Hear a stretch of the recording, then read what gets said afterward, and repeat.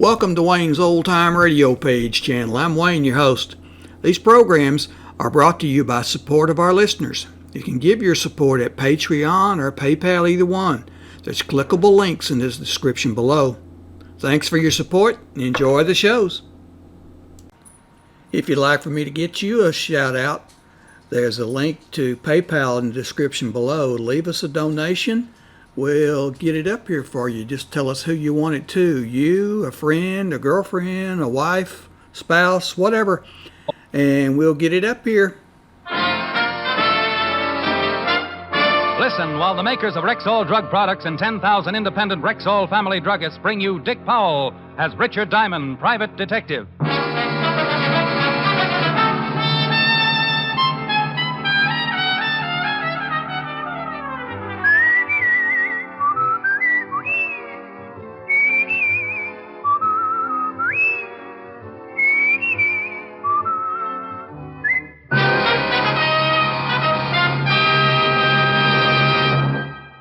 Good evening. This is Bill Foreman speaking to you for the 10,000 independent druggists who have made the word Rexall part of their own store names.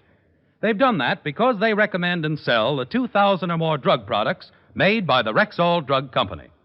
This evening, we want to call your particular attention to Rexall's exciting two-page ad in this coming week's issues of Life, Look, Collier's, the Saturday Evening Post, and in the current issue of Farm Journal. One page is devoted to 10 great new health aids, developed and perfected in Rexall's world-famous laboratories, and now available at Rexall drugstores everywhere. The other page features 10 headline bargains, available all during the month of July, plus 53 additional values in Rexall money-back guaranteed products. So remember, for new and better health aids, for timely household bargains, be sure to check Rexall's sensational two-page spread in this coming week's issues of Life, Look, Collier's, the Saturday Evening Post, and the current Farm Journal. Good health to all from Rexall.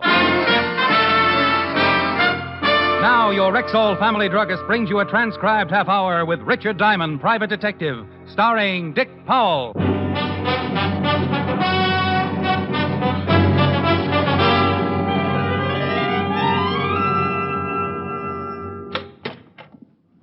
Mr. Diamond? That's right. Come in. My name is Hyden, Gustov Hyden. How do you do, Mr. Hyden? Won't you have a seat? Oh, yeah. Thank you. What can I do for you? I would like for you to protect me for the next 2 days. Protect you from what? Well, maybe I should start at the beginning. By trade, I am a gunmaker.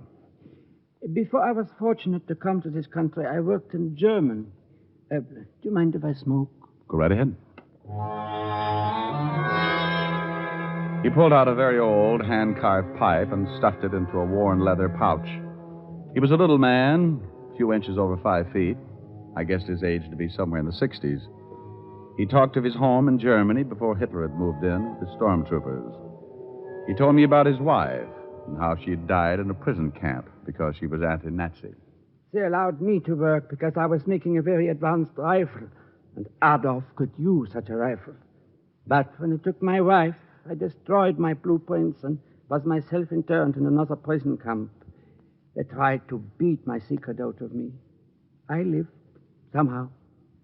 Then the war was over. Your pipe's gone out. Oh, so it is.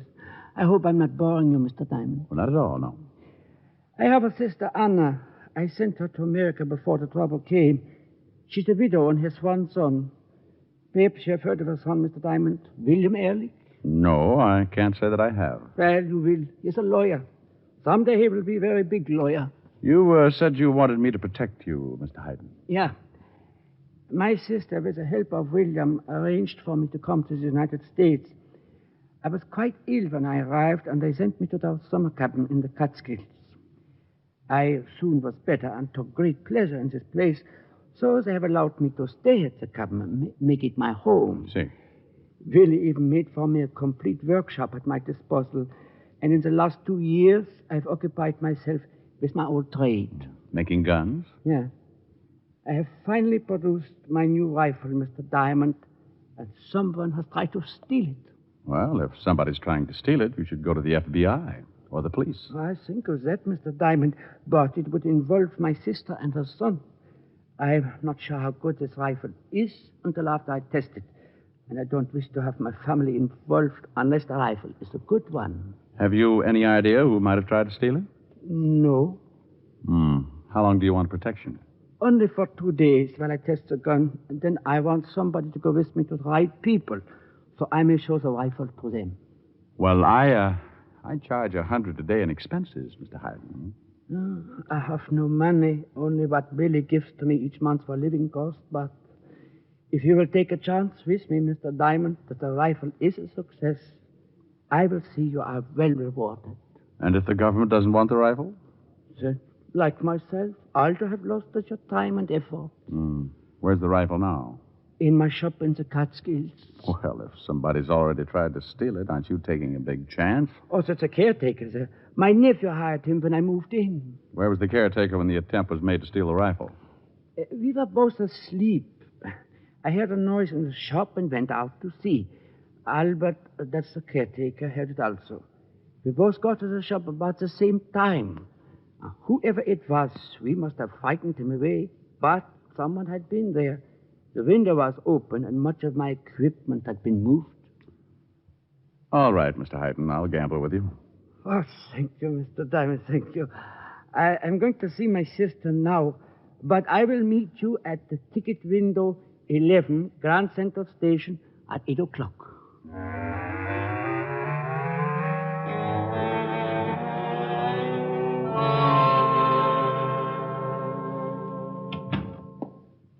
Well, look what just walked in. Hello, Sergeant Otis.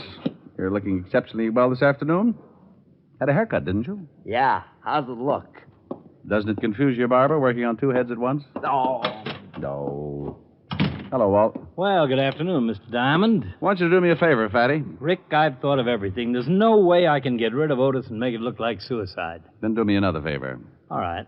Check on a man named Gustov Hyden, German citizen. Been in this country for a couple of years. What's it all about? Oh, confidential. Like to tell you, but I can't. Okay, I'll see what I can find out for you. Thanks.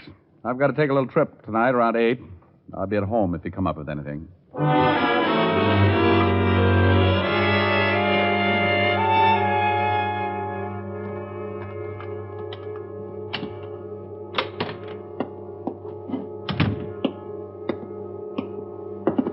Hey, what the...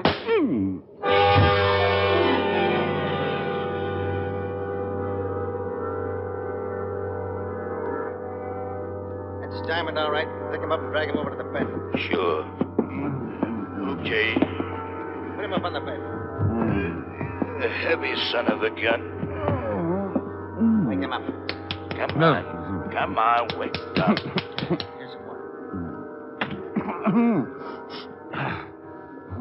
Hey, he's coming around.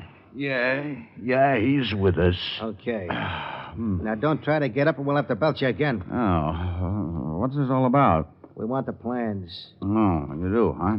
And we're going to get them. I guess I'm in a hole.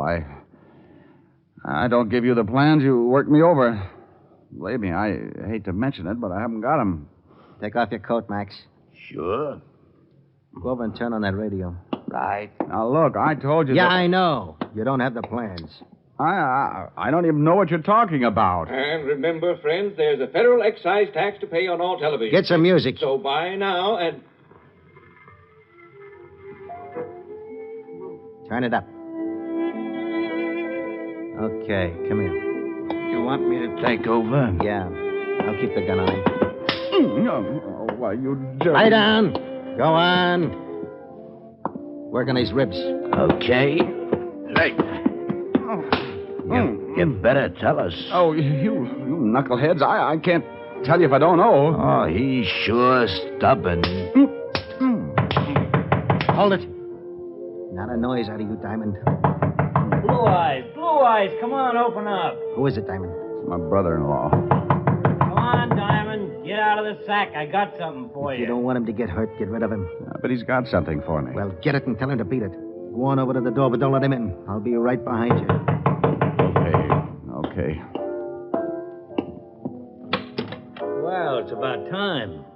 Say, what's with you? Look, I thought you... Walt, tell Marge and the kids I can't come over. I'm busy. What? Look. And about the fur coat, tell her I couldn't get it for under $4.18. Huh? $4.18, and I don't want to get stuck with it. Oh. Yeah, sure. I'll tell her. You said you had something for me? It'll keep. I'll give it to you when you got more time. Sorry, but you know how it is. Business. Sure. Tell Marge I'm sorry. I couldn't come over. I'll tell her. See you soon. Hey, Yeah. what kind of a coat you buy for $418? Beaver. A beaver? Well, I could have gotten it for you for half. Forget it. Over on the bed, Diamond. Look, I swear I don't know about plans or anything else. We got a lot of time. Maybe after a little while you'll remember. Move. All right.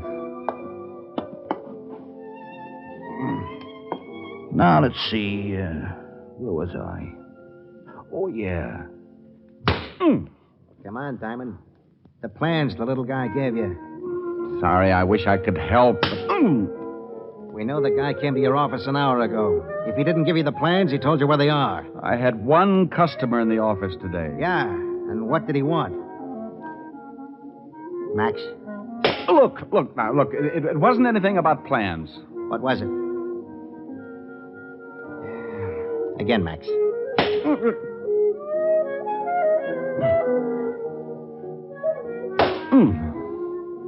Max kept working, and I took it. For one reason, because I had to. For another, I knew Walt had gotten a 418 tip. In police code, that meant a slugging. It was sooner than I expected. I looked over at the open window at the back of the room, and there was Walt, looking in from the fire escape. Come on, Diamond. I'm getting tired. And I feel rested, huh? Okay. Drop the gun. Hey, look out! Rick. Okay. Here. Get this guy off me, Walt. There. Oh, thanks. Well, this one's had it. You got both of them. This one tried, and the other went for his. They're both dead. Oh, turn off that radio, will you? Okay. Why were they working you over? Well, they wanted something I didn't have. Something they thought my client gave me this afternoon. Gustov Hyden? Yeah. You find out anything about him? Well, nothing incriminating. Got a whole background on him here. I'll read it on the way down to Grand Central. Hyden didn't want the law in on this, but with 2 men dead, as far as I'm concerned, that puts it right in your lap.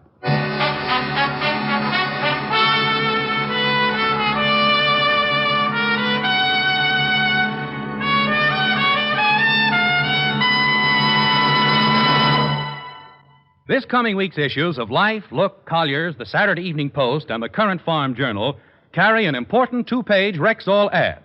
One page features 10 great new health aids, developed and perfected in Rexall's world-famous laboratories, and now available at Rexall drugstores everywhere. The other page features 10 headline bargains good all during July. Here are just a couple of examples. Rexall 5X multivitamins, the tablets that are 5 times stronger than the established daily requirement of all vitamins with known minimums. Special introductory offer, 10-day trial size, a regular $1.79 value, free of extra cost with the purchase of the regular bottle of 50.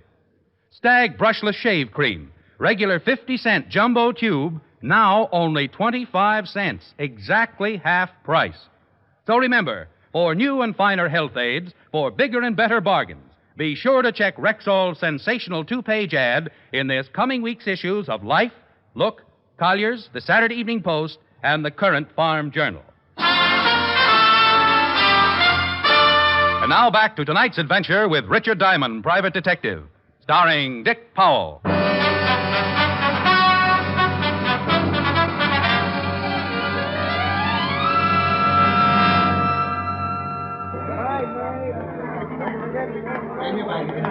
Well, this is it, Walt. I was supposed to meet him here with the ticket window. Oh, where is he? I don't see him. This is ticket window 11. Let's give him a few minutes. And we gave Gustov Hyden more than a few minutes. At 8 o'clock, we were still waiting. At 8:15, the train Hyden and I were supposed to take pulled out. You stood up. Yeah. Let's check with the ticket seller. Pardon me, sir. May I talk with you for a minute? Certainly. What can I do for you? Police business. Oh. Did you notice a little man standing near this window? About 5'3", big bunch of gray hair, old brown hat and suit, button shoes. Smoking a big pipe? That's it? Sure, couldn't help but notice him. Stood around for about 15 minutes. See him leave? Yeah, left with a man, big guy. You remember what the big guy looked like? Didn't pay much attention, just big. What do you think, Rick? I think we better look up Gustov Hyden's sister.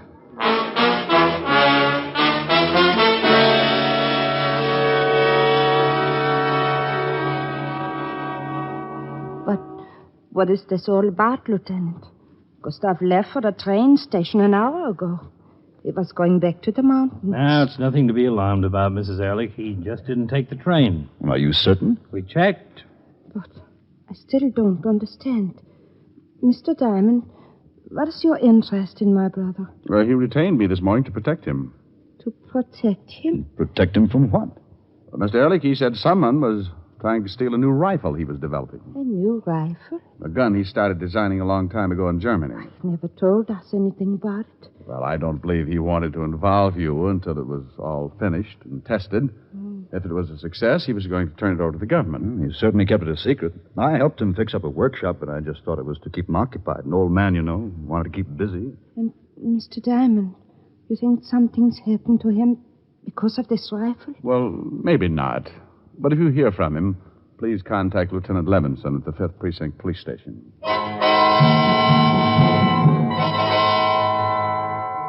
Anna Ehrlich gave us the location of the mountain cabin where Hyden was living, and we left. Walt went back to the station, put out a description on the missing gunsmith, and I caught the next train for the Catskills.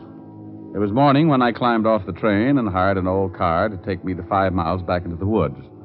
20 minutes of bumpy road, and I arrived at the cabin to be met by the caretaker. Thanks, driver.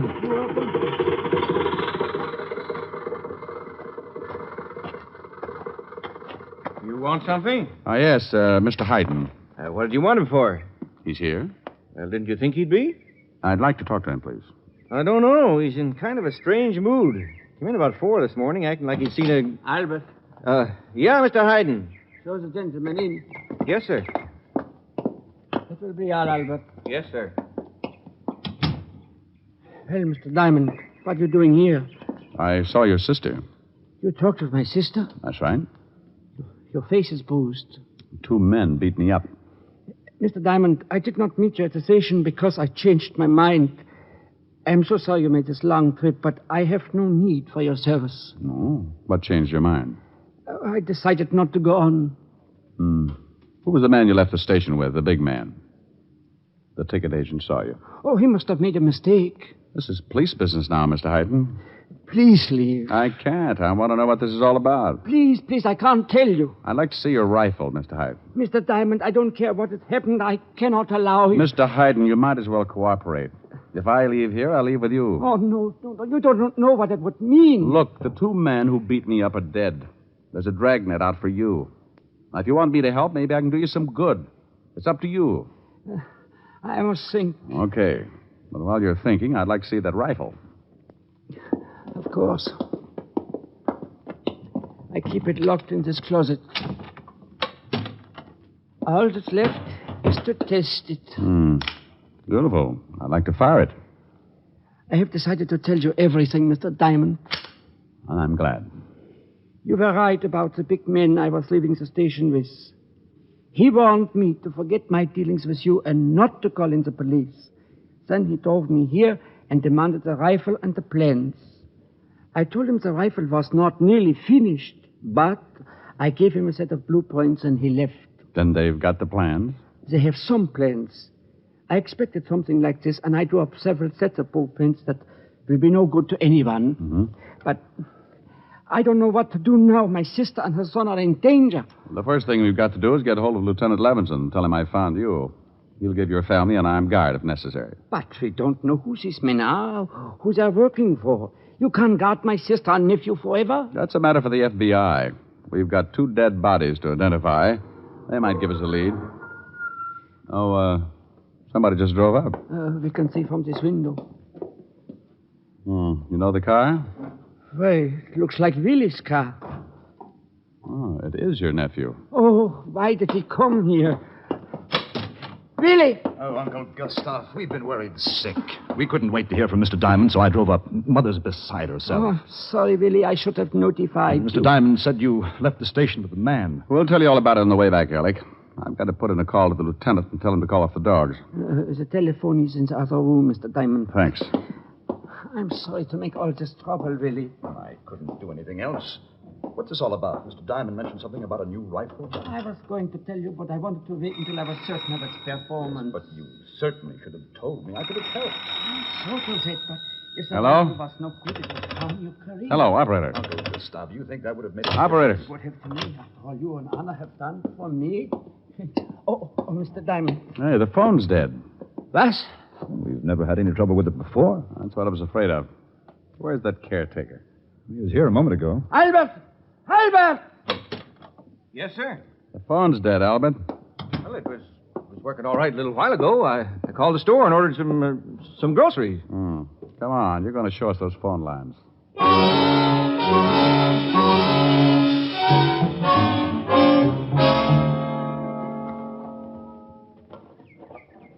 That's the phone line coming down from the trees. Over the house right... Well, what do you know? Yeah, the line's been cut. What? That's right, Mr. Hyden. Mr. Diamond. Now, just take it easy. Mr. Ehrlich, we're all going to pile in your car and get out of here. Wait. Don't you see what this can mean? My sister's alone back in New York. You can't reach the police to give us the necessary protection. Well, we certainly can't stay here. We must. I can't take a chance on my sister's life.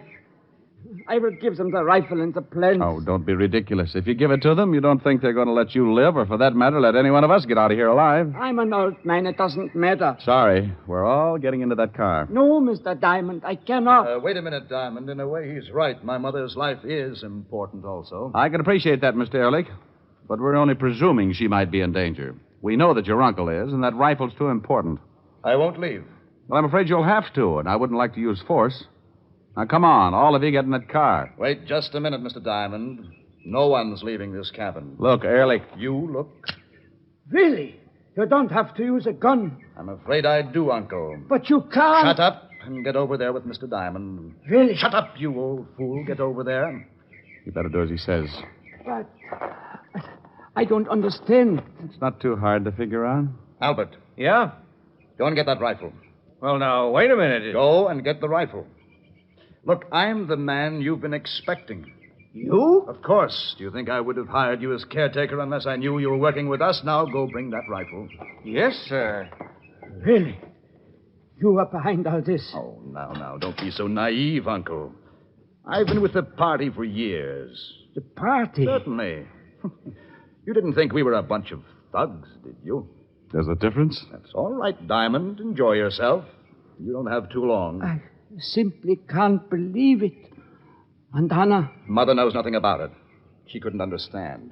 And Albert telling everything I did. That's how they kept such close tabs on you, Mr. Hyden. They tried to get the gun first by stealing it.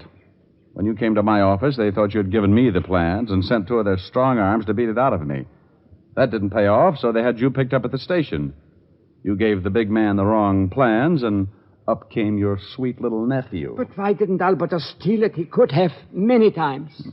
You'd have been the first one suspected. Quite shrewd, Mr. Diamond. Oh, yeah, I'm a dilly. You played it pretty cozy, too, Ehrlich. Even your own man didn't know you were running the show. Here it is, Mr. Ehrlich. I brought some shells in case you wanted to see it work. Good. Well, Uncle, I suppose you're just as interested in the performance of your rifle as I am. You can try it right here, Albert. Yes, sir. Pick a good target. Walk down the road about 100 yards and see if you can kill Mr. Diamond on the first shot. Really? Now, relax, Mr. Hyden. There's nothing we can do about it. You are completely right for the first time, Mr. Diamond. Go ahead, Albert. Move away, Uncle, and if you try anything, Mr. Diamond, then I shall have to shoot you. Move away, Uncle. No. I think I should stand with my friend. Mr. Hyden, please. I am sure they don't intend to let me live anyway. Oh, on the contrary, Uncle. We were planning a long voyage for you. We know of a place that could use a man of your talents. I see. I prefer to stand with my friend. Very well. Albert. Yeah? Don't do it, Mr. Hyden. After Mr. Diamond, Mr. Hyden.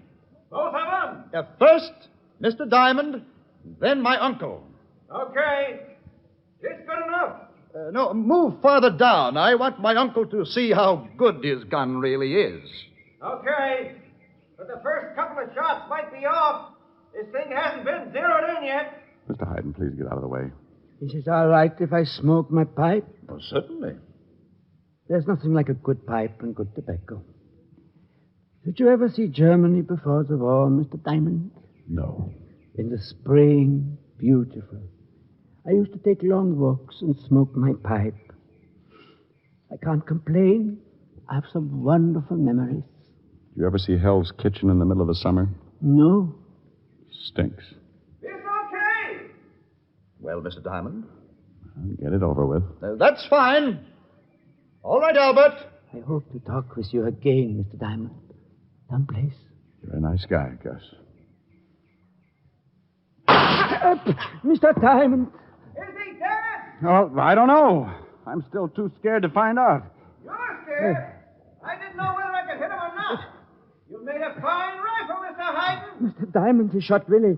He wasn't even trying to hit you. Oh, I think I'd better sit down. But I don't understand. Oh, wait until good old Albert gets back here. I think you'll find out he's more than a caretaker, bless his little heart.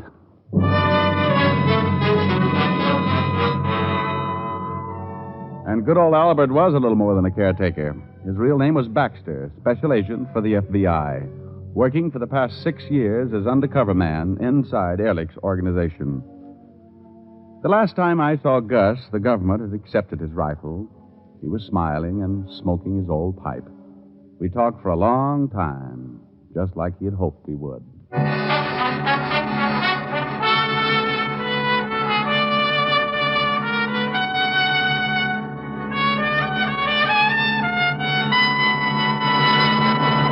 This time of year, no woman wants to spend endless hours caring for her skin and makeup.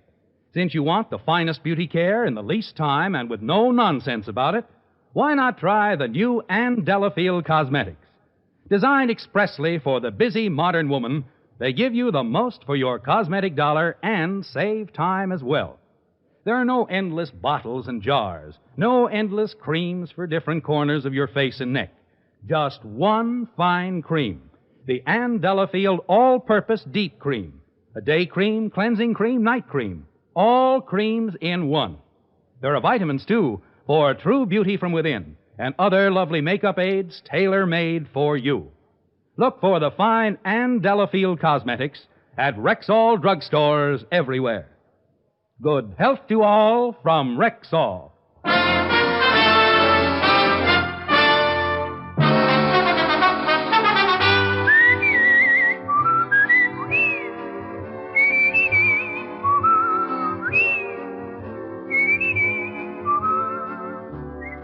Richard Diamond, Private Detective, stars Dick Powell in the title role and was written by Blake Edwards with music composed and conducted by Frank Worth. Dick Powell directed the RKO production Split Second, which is now in release, and his latest film appearance was in the Metro-Goldwyn-Mayer award-winning The Bad and the Beautiful. Heard in tonight's cast were Arthur Q. Bryan, Wilms Herbert, Ben Wright, Jack Crucian, Virginia Gregg, Don Diamond, and Lillian Bayef. Richard Diamond, Private Detective, is transcribed in Hollywood by Jaime Del Valle.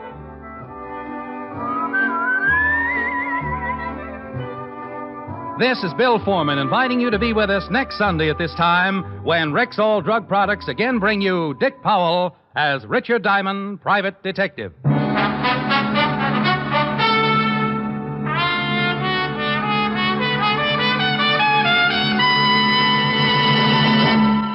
Remember, for new and better health aids, for bigger and more useful bargains, check Rexall's sensational 2-page ad in next week's issues of Life, Look, Collier's, the Saturday Evening Post, and in the Farm Journal. You can know better health. You can save money.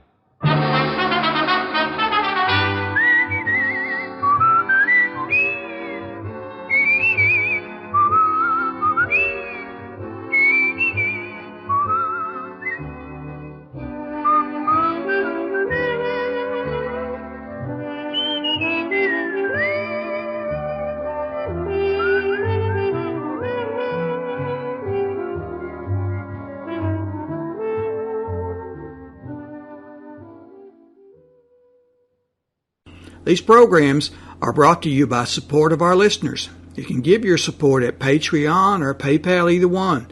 There's clickable links in the description below. Thanks for your support and enjoy the shows.